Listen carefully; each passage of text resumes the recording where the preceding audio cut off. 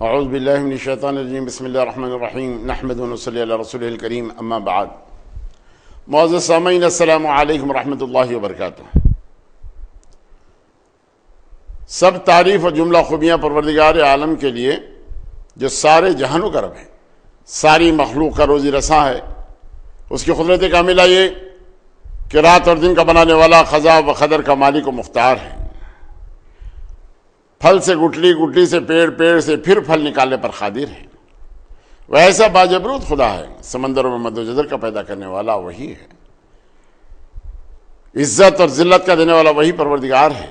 زندگی اور موت اسی کے ہاتھ ہے۔ ہم اسی کی حمد و ستائش بیان کرتے ہیں، اسی کی بڑائی کے راگ الاپتے ہیں کہ اس خلاق اکبر نے جو عظیم احسان ہم پر کیا وہ یہی کہ امت محمدیہ میں پیدا فرمایا اور خود اس امت کی تعریف فرمائی کہ تم بہترین امت ہو، لوگوں کو برائیوں سے روکتے ہو، بھلائیوں کی طرف بلاتے ہو۔ درود و سلام سید العرب العجم جمیل الشام صاحب الجود والکرم صلی اللہ علیہ وسلم کی ذات اقدس پر کہ جس ذات گرامی نے عرب کے بدووں اور خانہ بدوشوں کو تاریخ انسانی کے کاروان کا سالار بنا دیا۔ بزرگوں اور دوستو، اللہ کے نبی صلی اللہ علیہ وسلم کا یہ معراجی سفر ختم ہوا اور حسن اتفاق یعنی 6 ہجری میں جب صلح حدیبیہ ہو چکی تو اس وقت اللہ کے نبی صلی اللہ علیہ وسلم نے حضرت حاتب ابن ابی بلدیہ سے قیصر الروم کے پاس ایک تحریر بھیجی اور تحریر میں آپ نے لکھا کہ تم اگر اسلام قبول کر لو تو تمہارے لیے بڑی خوش قسمتی کی بات ہے۔ قیصر الروم نے کہا اپنے تمام لوگوں سے کہ کیا کوئی عرب سے کوئی قافلہ یہاں پر آیا ہوا ہے؟ تو بتایا گیا کہ ابو سفیان بن حرب کا ایک قافلہ آیا ہوا ہے۔ تو کہا کہ ان لوگوں کو تمام بلاؤ، ان تاجروں کو بلاؤ، ان سے کچھ سوالات کرنا ہے۔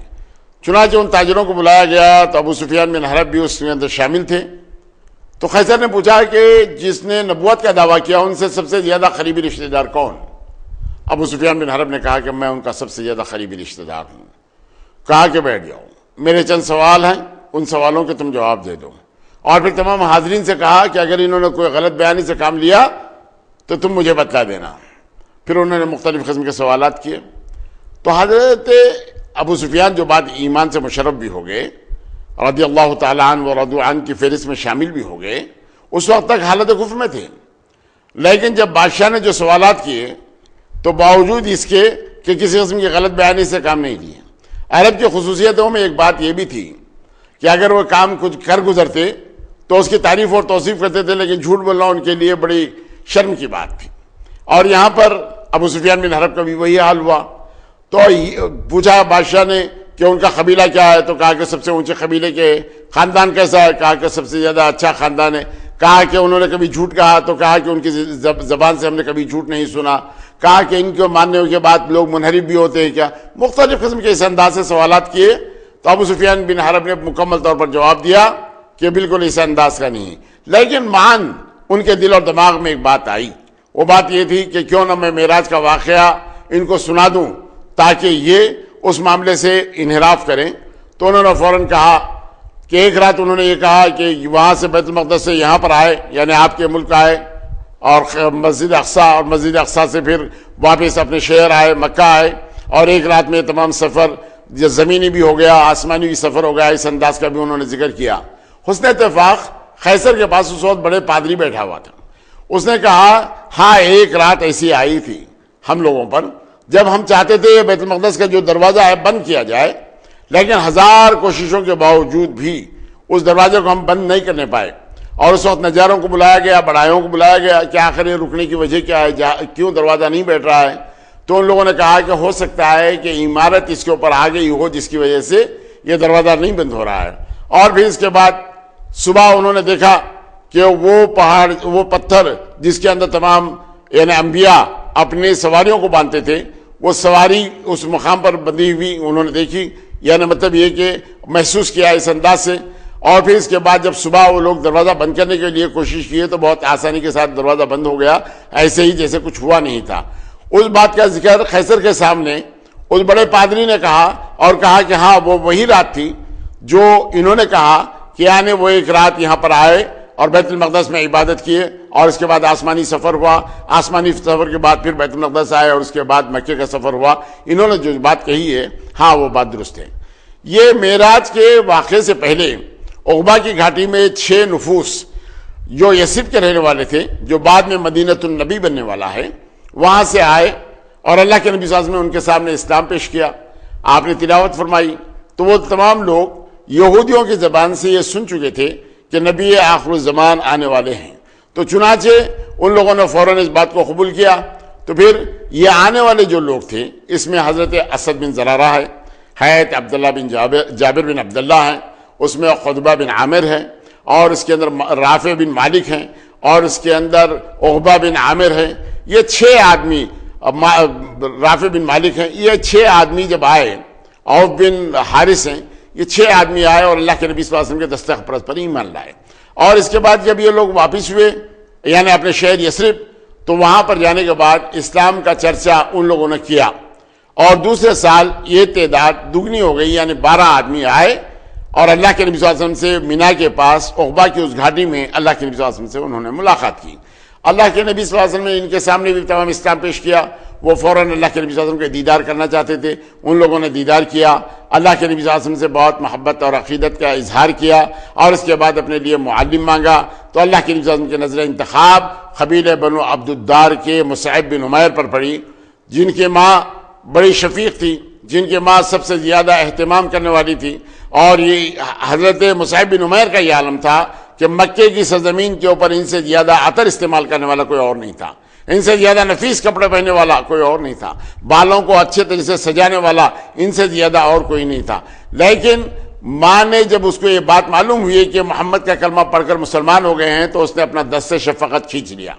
تو مصعب بن عمیر کا یہ عالم ہو گیا کہ وہ خوش لباسی کے اندر جہاں مشہور تھے، ایک کمبل ان کا لباس بن گئی، لیکن اللہ کے نبی صلی اللہ علیہ وسلم کا نظر انتخاب حضرت مصعب بن عمیر پر پڑی کہ تم معلم بنا کر یثرب کی سرزمین پر بھیجے جا رہے ہو۔ چنانچہ حضرت اسد بن زرارہ کے پاس حضرت مصعب بن عمیر ٹھہرے رہے اور وہیں سے تبلیغ دین حنیف کا کام شروع کیا۔ ہر محلے میں جاتے، روزانہ ایک دو آدمی مسلمان ہوتے، اور یہ مدینے کے اندر اسلام کی جو بات پھیلی، تو اس وقت قبیلہ بنو عبداللہ شر کے سردار حضرت سعد بن معاذ رضی اللہ تعالیٰ عنہ، انہوں نے کہا اپنے بھائی سے اسید بن حضیر سے کہ جاؤ، اسد بن زرارہ کے پاس ایک شخص آیا ہوا ہے جو لوگوں کو اپنے مذہب سے تمام دور کر رہا ہے، اپنا نیا مذہب پھیلا رہا ہے، اس کو وہاں سے نکال دو، اسے وہاں سے بڑھا دو۔ چونکہ اسد بن زرارہ اور سعد بن معاذ رضی اللہ تعالیٰ میں خالازاد بھائی تھے، یہ دونوں میں رشتہ تھا، اسی لیے آپ جانا مناسب نہیں سمجھے، اس لیے اسید بن حضیر کو بھیج دیا جو دوسرے نمبر کے قبیلے بنو عبداللہ شر کے سردار ہیں۔ یہاں آنے کے بعد بیر مرخ پر بیٹھے ہوئے ہیں دونوں، حضرت اسد بن زرارہ، حضرت مصعب بن عمیر۔ وہاں پر پہنچنے کے بعد اسید بن حضیر نے بہت تلخ روی کے ساتھ حضرت مصعب بن عمیر سے گفتگو کرتے ہوئے کہا، کس نے آپ کو بلایا، کیوں یہاں پر آ گئے، لوگوں کو کیوں اپنے دین سے منحرف کر رہے ہو، تم یہاں سے چلے جاؤ۔ تو حضرت مصعب بن عمیر جو نبی کریم صلی اللہ علیہ وسلم کے صحبت یافتہ تھے، آپ نے کہا کہ میرے بھائی میری گفتگو کو سن لیجئے، اگر میری کوئی گفتگو پسند آ جائے تو اسے قبول کر لیجئے، اور اگر پسند نہ آتی ہو تو رد کرنے کا مکمل حق آپ کو حاصل ہے۔ کہا اپنا نیزہ زمین میں گاڑتے ہوئے اسید بن حضیر نے کہا کہ ہاں بیان کرو۔ تو آپ نے اسلام کی خوبیوں کو بیان کرتے ہوئے جب تلاوت کلام پاک کیا تو فوراً انہوں نے روک کر کہا کہ اسلام میں داخل ہونے کی شرط، کہا کہ کپڑے پاک کر لیجئے، خود بھی پاک ہو جائیے، اور اس کے بعد اشہد ان لا الہ الا اللہ و اشہد ان محمد رسول اللہ کا اقرار کیجئے، 2 رکعت نماز ادا کر لیجئے، آپ داخل اسلام ہو گئے۔ اس انداز سے اسید بن حضیر جب داخل اسلام ہو کر یہاں سے پہنچے تو حضرت سعد بن معاذ نے دور سے دیکھتے ہوئے کہا یہ وہ نہیں رہا جو جاتے ہوئے تھا، یہ تو تبدیل ہو کر آ رہا ہے۔ لیکن انہوں نے آنے کے بعد انہوں نے کہا کہ آپ کے بھائی پر ممکن ہے کوئی حملہ ہونے والا ہے، تو یہ جوش اور جذبے میں پھر بیر مرخ پر پہنچے حضرت سعد بن معاذ رضی اللہ تعالیٰ عنہ۔ تو وہاں پر پھر مصعب بن عمیر سے انہوں نے بہت زیادہ گفتگو کلامی کی، تو اس وقت حضرت مصعب بن عمیر نے بہت ٹھنڈے طریقے سے ان کے سامنے اسلام کی خوبیوں کو بیان کیا، تلاوت کلام پاک شروع کر دی۔ تو اس کے بعد حضرت سعد بن معاذ نے کہا کہ اسلام میں داخل ہونے کی شرط، انہوں نے کہا کہ آپ پاک ہو جائیے، کپڑوں کو پاک کر لیجئے، 2 رکعت نماز ادا کر لیجئے، لا الہ الا اللہ محمد رسول اللہ کا اقرار کر لیجئے، آپ داخل اسلام ہو گئے۔ اس کے بعد حضرت سعد بن معاذ نے وہ تمام عمل کیا، کپڑوں کو پاک کیا، خود بھی پاک ہو گئے، آئے 2 رکعت نماز ادا کی، اشہد ان لا الہ الا اللہ و اشہد ان محمد رسول اللہ کا اقرار کیا اور داخل اسلام ہو گئے۔ اور اپنے قبیلے میں پہنچنے کے بعد قبیلے والوں کو تمام جمع کیا، پوچھا میرا اپنا مقام اور مرتبہ تم لوگوں میں کیا ہے؟ سارے لوگوں نے کہا، فصاحت میں، بلاغت میں آپ ہم سے زیادہ اعلیٰ ہیں، ہمارے سردار ہیں، آپ کا ہر فیصلہ ہمیں منظور ہے. اس انداز سے جب ان تمام قبیلے والوں نے اس بات کا اقرار کیا تو آپ نے کہا کہ میں اس شخص سے بات نہیں کروں گا جو داخل اسلام نہیں ہوگا، میں اس لیے کہ میں مسلمان ہو کر آ رہا ہوں اور اپنے قبیلے کو اسلام پر میں دیکھنا چاہتا ہوں. چنانچہ تاریخ اس بات کی شاہد ہے کہ صرف ایک دن کے اندر قبیلے بنو عبدالاشر کے 70 آدمی داخل اسلام ہو گئے. اور داخل اسلام ہونے کے بعد معاملہ یہ ہوا کہ ایک شخص تھا اسرین جس کا نام تھا عمر اشہلی، لیکن اللہ تعالیٰ نے ان کے لیے بھی یہ سعادت رکھی تھی کہ 7 شوال 3 ہجری کو جب اپنے گھر آئے تو گھر والوں سے پوچھا کہ کیا بات ہے، کوئی شخص نظر نہیں آتا. تو انہوں نے کہا کہ احد کے دامن کے اندر قریش سے جنگ ہو رہی ہے، اسی لیے سارے لوگ وہاں پر گئے ہوئے ہیں. فوراً گھر گئے اور اپنا تمام لباس، جنگی لباس زبطن کیا، اپنے گھوڑے کو لیا، تلوار ہاتھ میں لیے ہوئے پہنچے اور اللہ کے نبی صلی اللہ علیہ وسلم سے پوچھا، اے اللہ کے نبی صلی اللہ علیہ وسلم یہ بتلائیے کہ کیا میں آپ پر پہلے ایمان لاؤں یا آپ پر نچھاور ہو جاؤں؟ تو حضور نے فرمایا کہ دونوں کام کرو. اشہد ان لا الہ الا اللہ و اشہد ان محمد رسول اللہ کا اقرار ہوا، میدان کارزار میں کود پڑے اور اس کے بعد اس انداز سے جنگ کرتے رہے قریشیوں سے، وہ آنے والوں سے، اہل مکہ سے. اور اس کے بعد جانکنی کا عالم آ گیا، یعنی زخموں سے ایسے چور چور ہو گئے کہ مت پوچھئے. حضرت سعد بن معاذ کی نگاہوں نے دیکھا کہ میرے اپنے قبیلے کا ایک شخص جو بچا ہوا تھا یہ بھی تمام آ گیا اور داخل اسلام ہو گیا. اور تو پوچھا کہ آپ کیسے آ گئے؟ تو کہا کہ میں اللہ اور اللہ کے رسول پر ایمان لایا ہوں. روح پرواز ہو گئی. اللہ کے نبی صلی اللہ علیہ وسلم نے فرمایا عمل بہت تھوڑا کیا، اجر بہت زیادہ پایا. ایک نماز نہیں، کسی قسم کا کوئی زکوٰۃ نہیں، کسی قسم کا کوئی حج نہیں، کوئی اور روزہ نہیں، اس انداز سے سیدھا جان و تن کا نذرانہ پیش کیا اور جنت کی راہ دی. یہ معاملہ تو یہاں پر ہوا، قبیلے بنو عبدالاشر کے سارے لوگ تمام مسلمان ہو گئے. تو بزرگوں اور دوستو، جب اسلام اس انداز سے یثرب میں پھیلنے لگا جو بعد میں مدینۃ النبی بننے والا ہے، اس کے بعد جو اوبہ کبیر یعنی ایک اور اس کے اندر بیعت ہوتی ہے، جب آنے والے لوگوں میں جس میں 72 نفوس ہیں اور 2 عورتیں ہیں. 2 عورتوں میں کون؟ ایک تو نصیبہ ہے، ام عمارہ جسے کہتے ہیں، نصیبہ بن کعب، اور دوسری اور ایک عورت ہے. 2 عورتیں اور 72 آدمی، اور پھر وہاں پر ایک اور آدمی کو شریک کیا گیا. تو اس انداز سے وہ لوگ 73 ہو گئے. یہ 73 آدمیوں نے اللہ کے نبی صلی اللہ علیہ وسلم پر بیعت کی اور پھر اس بات کا اقرار کیا کہ اللہ کے نبی آپ ہمارے پاس آئیے. تو اس وقت حضرت عباس بن عبد المطلب اللہ کے نبی صلی اللہ علیہ وسلم کے ساتھ تھے. انہوں نے کہا کہ اے یثرب کے رہنے والوں، اوس و خزرج کے رہنے والوں، آپ محمد کو اپنے پاس بلانا چاہتے ہیں. محمد کے ہر موڑ پر ہم نے حفاظت کی ہے، کہیں ایسا نہ ہو کہ آپ کے پاس چلے جائے اور جنگ و جدال کی نوبت آ جائے، آپ ان کا ساتھ چھوڑ دیں. تو ان لوگوں نے کہا اے عباس بن عبد المطلب، ہماری جو پرورش ہوئی ہے تلواروں کے بیچ میں ہوئی ہے، فن حرب سے ہم واقف ہیں. اللہ کے نبی صلی اللہ علیہ وسلم ہر قدم پر ان کی حفاظت کریں گے، اپنے مال سے، اپنی جانوں سے زیادہ، اپنے اولاد سے زیادہ اللہ کے نبی صلی اللہ علیہ وسلم کی ہم حفاظت کریں گے. حضرت عباس بن عبد المطلب خاموش ہو گئے. اس کے بعد آپس میں ان لوگوں نے جو گفتگو کی وہ گفتگو اس انداز کی تھی.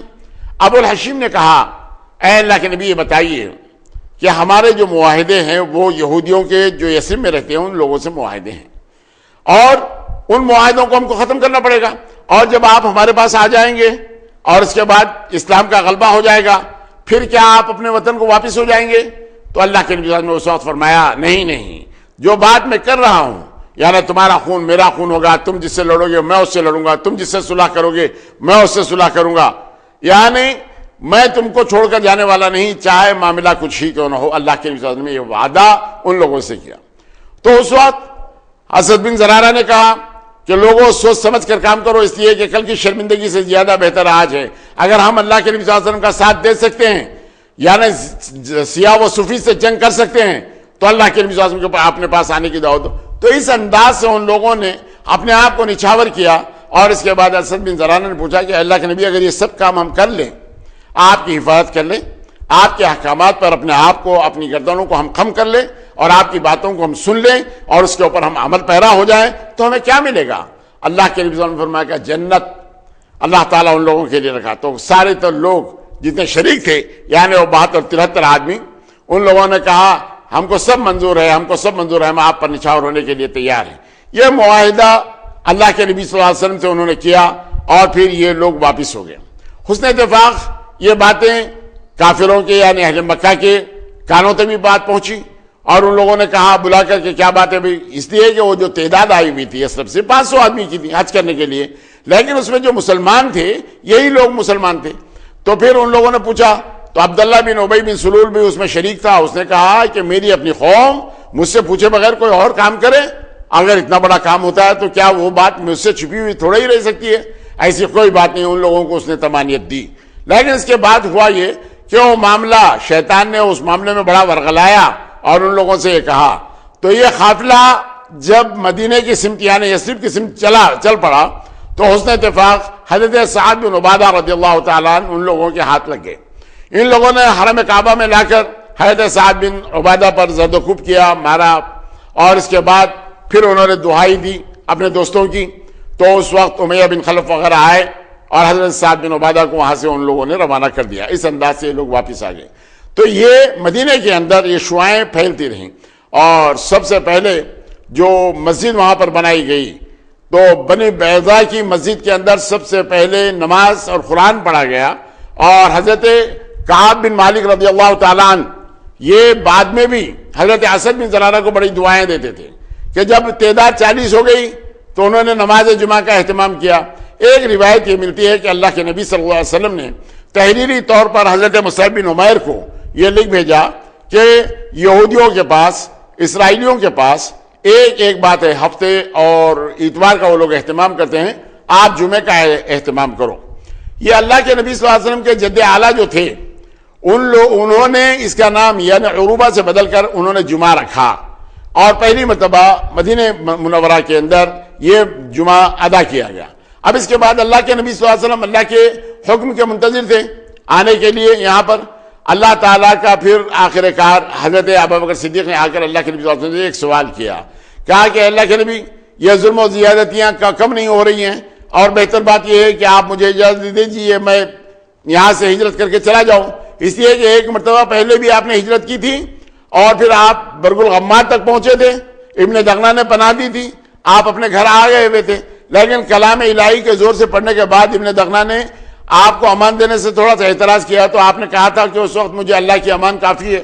آج معاملہ یہ ہوا کہ اللہ کے نبی صلی اللہ علیہ وسلم پھر آپ ملتجی ہیں کہ اللہ کے نبی آپ مجھے اجازت دے دیجئے. تو حضور اکرم صلی اللہ علیہ وسلم کی زبان مبارک سے نکلا، اے ابن ابی قحافہ رک جاؤ، شاید اللہ تعالیٰ تمہیں کوئی اچھا سا ساتھی دے دے. حضرت ابوبکر صدیق فوراً سمجھ گئے کہ ہو نہ ہو اللہ کے حکم کے لیے اللہ کے نبی صلی اللہ علیہ وسلم منتظر ہیں. چنانچہ بازار گئے، 2 فربہ اونٹنیاں آپ نے خریدی، جس میں اللہ کے نبی صلی اللہ علیہ وسلم کے لیے ایک اور خود اپنے لیے ایک. اس انداز سے وہ اونٹنیاں جس کا نام خسوہ تھا وہ خرید لائے. تو اللہ کے نبی صلی اللہ علیہ وسلم نے اس کے دام ادا کیے. حضرت ابوبکر صدیق کہنے لگے، اے اللہ کے نبی یہ سب کچھ آپ ہی کا ہے، لیکن اس کے باوجود اللہ کے نبی صلی اللہ علیہ وسلم نے 400 درہم ان کو ادا کیے اس اونٹنی کے. اور اس کے بعد یہ ہوا یہ کہ اللہ کے نبی صلی اللہ علیہ وسلم کے تعلق سے ندوے میں تمام ایک مشورہ ہونے لگا. مشورے کے اندر ندوے والوں نے، اہل مکہ نے یہ بات کی کہ اللہ کے نبی صلی اللہ علیہ وسلم کو قید کر دیا جائے.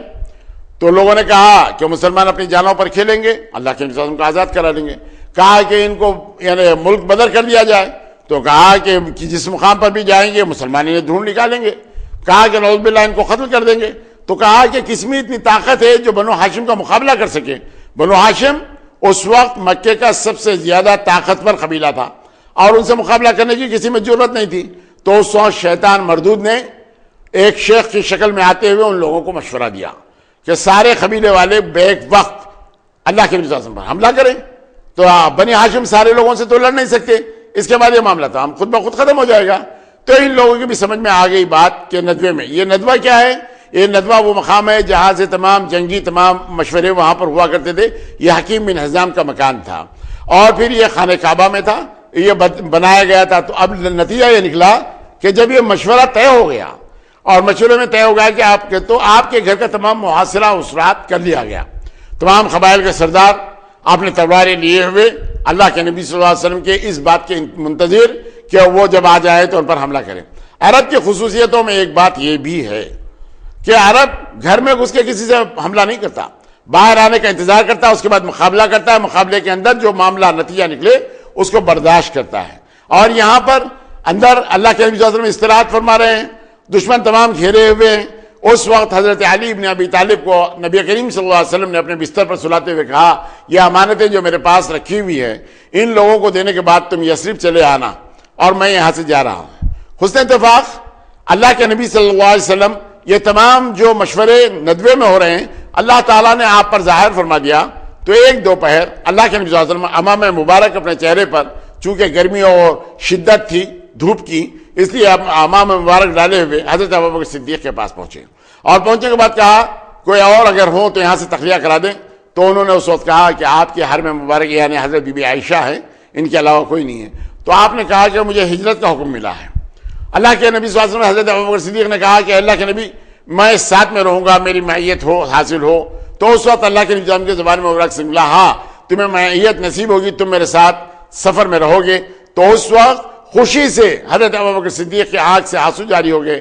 تو حضرت بی بی عائشہ صدیقہ رضی اللہ تعالیٰ عنہ کی روایت یہ کہ میں نے غم کے عالم میں تو سب کو روتے ہوئے دیکھا لیکن خوشی کے آنسو میری باپ کی آنکھوں میں نے اس وقت دیکھے جب آپ اللہ کے نبی صلی اللہ علیہ وسلم کی زبان مبارک سے نکلا ہاں تمہیں معیت ہوگی، معیت نصیب ہوگی، تم میرے ساتھ تمام چلو گے۔ اس بات کا جب انہوں نے اظہار کیا تو میرے باپ خوشی سے رونے لگے۔ اور پھر اس کے بعد اللہ کے نبی صلی اللہ علیہ وسلم واپس آ گئے۔ حضرت علی ابن ابی طالب کو اس بات کے لیے ذمہ داری دی گئی۔ اللہ کے نبی صلی اللہ علیہ وسلم ان تمام گھیرے ہوئے تمام لوگوں میں جب حضرت علی ابن ابی طالب کو اپنے بستروں پہ سلا دیے اور یہ بتا دیے کہ امانتیں دیتے ہوئے تم یثرب چلے آنا، تو اس وقت اللہ کے نبی صلی اللہ علیہ وسلم سورہ یاسین کی پہلی آیتیں پڑھتے ہوئے ان کافروں کے سر پر ایک روایت یہ بھی ملتی ہے کہ آپ ریت ڈالتے ہوئے آپ جب باہر نکلے تو سب پر اونگ طاری ہو گئی، نیند آ گئی ان کو، اور وہ تمام نیند میں رہے کہ اللہ کے نبی صلی اللہ علیہ وسلم وہاں سے نکلے، حضرت ابوبکر صدیق کے پاس آئے اور حضرت ابوبکر صدیق اور نبی کریم صلی اللہ علیہ وسلم دونوں مل کر غار ثور کی طرف چلے۔ بزرگوں اور دوستوں میں یہاں بتلا دوں کہ فراست رسول اکرم صلی اللہ علیہ وسلم کیا ہے۔ جانا جنوب میں ہے، جہاں شمال میں رہیں تاکہ دشمن یہ سمجھ بھی نہ سکے کہ اللہ کے نبی صلی اللہ علیہ وسلم کدھر گئے ہوئے ہیں۔ اور یہ وہ زمانہ ہے جب قیافہ شناس لوگ ریت پر پیر دیکھنے کے بعد یہ اندازہ لگاتے تھے کہ کس قبیلے کے آدمی یہاں سے گزرے ہیں، یہ وہ زمانہ ہے۔ تو اللہ کے نبی صلی اللہ علیہ وسلم اور حضرت ابوبکر صدیق جب غار ثور کی طرف چلے تو اس وقت آپ کے غلام عامر بن فہیرہ نے ان پر بکریوں کا ریوڑ چلا دیا اور وہ بکریوں کا ریوڑ تاکہ وہ قدموں کے نشان بھی باقی نہ رہیں۔ اور اس اتفاق اللہ کے نبی صلی اللہ علیہ وسلم کو پیر کو تھوڑا سا مار لگ گیا، انگوٹھے کو مار لگ گیا تھا، تو حضرت ابوبکر صدیق نے ان کو اپنے اوپر اٹھا لیا اور غار ثور کی طرف چلے۔ اسی مقام پہ خواجہ شوق نے کہا کہ شب ہجرت نے وہ اعجاز صدیقی بھی دیکھا ہے، نبوت بے قدم تھی جادہ صدیق اکبر میں، یعنی اس انداز سے حضرت ابوبکر صدیق نبی کریم صلی اللہ علیہ وسلم کو نبی کریم صلی اللہ علیہ وسلم کو اٹھانا کوئی معمولی بات نہیں تھی۔ یہ اٹھا لیے آپ اس لیے کہ فتح مکے کے دن اللہ کے نبی صلی اللہ علیہ وسلم حضرت علی کو اپنے کاندھوں پر اٹھایا تھا کہ بوجھ نبوت بھی ہے یہ اٹھا نہیں سکتے، لیکن حضرت ابوبکر صدیق کا مقام تمام انبیاء کے بعد سب سے زیادہ افضل اور اعلیٰ ہے۔ انشاءاللہ المستعان ان کی جب سیرت کے بعد آپ کے سامنے رکھی جائے گی تو اس وقت معلوم ہوگا کہ ان کا مقام اور مرتبہ کیا ہے۔ اس انداز سے آپ نے غار ثور کے دہانے پر لے جا کر اللہ کے نبی صلی اللہ علیہ وسلم کو اتارا اور اس کے بعد آپ غار میں داخل ہوئے اور تمام سوراخوں کو آپ نے ایک چادر پھاڑ کر ان کو تمام بند کر دیا۔ حسن اتفاق ایک سوراخ باقی رہ گیا۔ آپ نے کہا کہ اللہ کے نبی آئے، تشریف لائیے۔ اللہ کے نبی صلی اللہ علیہ وسلم آ گئے اور اس کے بعد آپ نے اس سوراخ کو بند کرنے کے لیے اپنی ایڑی لگا دی تو حسن اتفاق برسوں سے وہاں پر ایک سانپ تھا جس نے ڈس لیا۔ حضرت ابوبکر صدیق کسی قسم کی کوئی بات حرکت نہیں کی ہے، لیکن آنکھ سے زہر آلود ہو جانے کے بعد آنکھ سے آنسو جب رواں ہوئے اور یہ نبی کریم صلی اللہ علیہ وسلم پر جب آنسو گرے تو حضور اکرم صلی اللہ علیہ وسلم نے پوچھا کہ کیا ابوبکر کیا بات ہے؟ تو کہا کہ اللہ کے نبی ایک موذی نے مجھے ڈس لیا ہے۔ اللہ کے نبی صلی اللہ علیہ وسلم نے اپنا لعاب دہن لگایا، زہر کا اثر زائل ہوا۔ اس انداز سے اللہ کے نبی صلی اللہ علیہ وسلم اس مقام پر رہے۔ اب صبح معاملہ یہ ہوا کہ سارے لوگ جا کر دیکھا نبی کے بستر کو تو وہاں سے حضرت علی اٹھ رہے ہیں۔ حضرت علی ابن ابی طالب کو خانہ کعبہ میں لایا گیا زرد و کوب کرنے کے لیے، مارنے کے لیے۔ تو انہوں نے کہا کہ میں صرف امانتیں سنبھالنے کے لیے، امانتیں دینے کے لیے رکا ہوں، حضور کہاں گئے؟ یہ بات مجھ سے میں اس سے واقف نہیں ہوں۔ تو چنانچہ حضرت علی ابن ابی طالب کو تو ہم چھوڑ دیا گیا۔ بعد حضرت علی ابن ابی طالب کی زندگی میں جب آپ سے یہ سوال کیا گیا اے علی یہ بتاؤ کیا زندگی میں کبھی بے خوف ہو کر سوئے ہو؟ تو اس وقت حضرت علی ابن ابی طالب نے کہا کہ ہاں وہ رات جو ہجرت کی رات تھی اللہ کے نبی صلی اللہ علیہ وسلم کی، اس وقت حضور نے فرمایا تھا کہ علی سو جاؤ اور یہ تمام امانتیں ان لوگوں کے حوالے کر دو۔ تو مجھے اس بات کا یقین ہو گیا کہ اب موت مجھے چھونے والی نہیں، موت میرے پاس آ جانے والی نہیں، اور اس رات میں بڑی بے خوفی کے ساتھ نبی کے اس بستر پر سویا رہا۔ بزرگوں اور دوستو، یہ حضرت علی بن ابی طالب کا مقام اور مرتبہ ہے، ورنہ وہ گھر جو گھیرا ہوا ہے، تمام کفاران مکہ، بڑے بڑے سردار جس کو گھیرے ہوئے ہیں، اور اس بستر کے اوپر بڑے آرام کے ساتھ استراحت فرمانے والی شخصیت کا نام حضرت علی بن ابی طالب ہے، جو شیر خدا کہلاتے ہیں۔ تو اس انداز سے حضرت علی بن ابی طالب وہاں سو گئے اور تمام امانتیں تمام دے دیے، اور اس کے بعد وہاں سے آپ نکلے۔ اب یہاں پر اللہ کے نبی صلی اللہ علیہ وسلم جب جس غار میں تھے، کفاران مکہ جن اعلان کیا گیا کہ 100 سرخونٹ اس شخص کو انعام میں دیے جائیں گے جو نعوذ باللہ محمد کو زندہ یا مردہ پکڑ کر لائے۔ لوگ بہت متعجب ہوئے، بہت لوگ تمام ڈھونڈنے کے لیے نکلے، اور ڈھونڈتے نکلتے اس مقام پر پہنچے جہاں غار ثور ہے۔ وہاں پر اللہ تعالیٰ کی قدرت کاملہ نظر آئی، وہ یہ کہ ایک مکڑی نے اس دہانے پر جہاں سے یہ لوگ گئے ہوئے تھے جال ڈال دیا۔ اللہ کی قدرت کاملہ کیا؟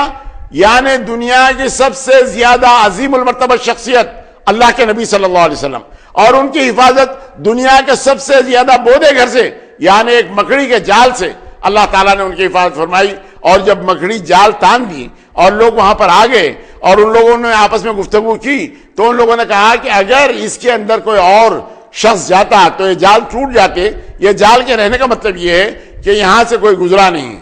اور اس وقت معاملہ اندر کیا ہو رہا ہے؟ حضرت ابوبکر صدیق، بشریت کا تقاضا ہے، اور ان کے دل بڑا بے چین ہے، اضطرابی کیفیت ہے، اور انہوں نے اللہ کے نبی صلی اللہ علیہ وسلم نے فرمایا کہ اللہ کے نبی، یہ لوگ اگر ہمیں دیکھ لیں تو ہمیں نظر آ جائیں گے۔ تو اللہ کے نبی صلی اللہ علیہ وسلم کی زبان مبارک سے نکلا، لا تحزن ان اللہ معنا، تم حزن مت کرو، تم فکر مت کرو، تم غم مت کرو، اللہ اپنے ساتھ ہے۔ اور پھر اللہ تعالیٰ نے اس مقام پر فرمایا اذ ہما فی الغار، یا ثانیہ اثنین اذ ہما فی الغار، یعنی تمہارے ساتھ جو ہیں وہ تمہارے ساتھی ہیں۔ اللہ کے نبی صلی اللہ علیہ وسلم نے جب اطمینان دلایا کہ اے ابوبکر تم فکر کرنے کی ضرورت نہیں ہے، حزن کرنے کی ضرورت نہیں، اللہ اپنے ساتھ ہے۔ اس انداز سے 3 دن اور 3 رات اللہ کے نبی صلی اللہ علیہ وسلم نے غار ثور میں گزارے۔ بزرگوں اور دوستو، اس کی فضیلت میں آپ کو بتا دوں کہ 3 دن اور 3 رات جو حضرت ابوبکر صدیق اللہ کے نبی صلی اللہ علیہ وسلم کے ساتھ غار ثور میں رہے، اس کے تعلق سے حضرت عمر نے فرمایا، عمر کی، آل عمر کی تمام اگر نیکیوں کو یکجا کیا جائے تو 3 دن اور 3 رات جو حضرت ابوبکر صدیق نے غار ثور میں اللہ کے نبی صلی اللہ علیہ وسلم کے ساتھ گزارے، اس پر ہیچ ہے۔ یعنی اس سے زیادہ فضیلت ان 3 دن اور 3 راتوں کی ہے۔ کس کے؟ عمر کی، اور آل عمر کی تمام نیکیوں کو اگر یکجا کیا جائے تب بھی اللہ کے نبی صلی اللہ علیہ وسلم کے وہ 3 دن اور 3 رات جو حضرت ابوبکر صدیق نے گزارے ان کے ساتھ، اس کے اوپر تمام کا تمام ہیچ ہے۔ بزرگوں اور دوستوں، اس کے بعد 3 دن کے بعد عرب کا کیا خاصہ تھا؟ عرب کا خاصہ یہ کہ 3 دن کے بعد پھر جانے والوں کو ڈھونڈا نہیں جاتا تھا، اور پھر ان کے لیے یعنی مطلب یہ کہ اس کے بعد ان کی فکر تمام چھوڑ دی جاتی تھی۔ اب یہاں عامر بن فہیرہ ہے، عبداللہ بن رخت ہے۔ عبداللہ بن رخت کون؟ یہ حالت کفر میں ہے، یہ ابھی ایمان نہیں لائے ہیں، لیکن حضرت ابوبکر صدیق نے ان کو راستہ بتانے کے لیے متعین کیا، باوجود 100 اونٹ اور بہت ساری چاندی دینے کا انعام لالچ دیا گیا، لیکن باوجود ایک حالت کفر میں رہنے کے زبان کے کیا پابند تھے، انہوں نے کسی قسم کا اس لالچ میں آنا گوارا نہیں کیا، وہی بات منظور کی جو معاہدہ حضرت ابوبکر صدیق میں عبداللہ بن رخت میں تھا، اسی معاہدے کے اوپر قائم رہے۔ عامر بن فہیرہ حضرت ابوبکر صدیق کے غلام، یعنی یہ 4 آدمیوں کا ایک قافلہ 2 اونٹوں پر غار ثور سے نکل کر یثرب کی جانب جاتا ہے۔ انشاءاللہ المستعان اس کے تمام تفصیلات آپ کے سامنے رکھنے کی سعادت میں حاصل کروں گا کہ اللہ کے نبی صلی اللہ علیہ وسلم کا یہ سفر کس انداز سے رہا۔ اللہ کی بارگاہ میں میری دعا ہے کہ اللہ تعالیٰ نبی کریم صلی اللہ علیہ وسلم کے راستے پر، بتائے ہوئے راستے پر چلنا ہم لوگوں کے لیے آسان بنا دے۔ پروردگارہ ہمیں سچا اور پکا مسلمان بنا دے۔ وآخر دعوانا الحمدللہ رب العالمین۔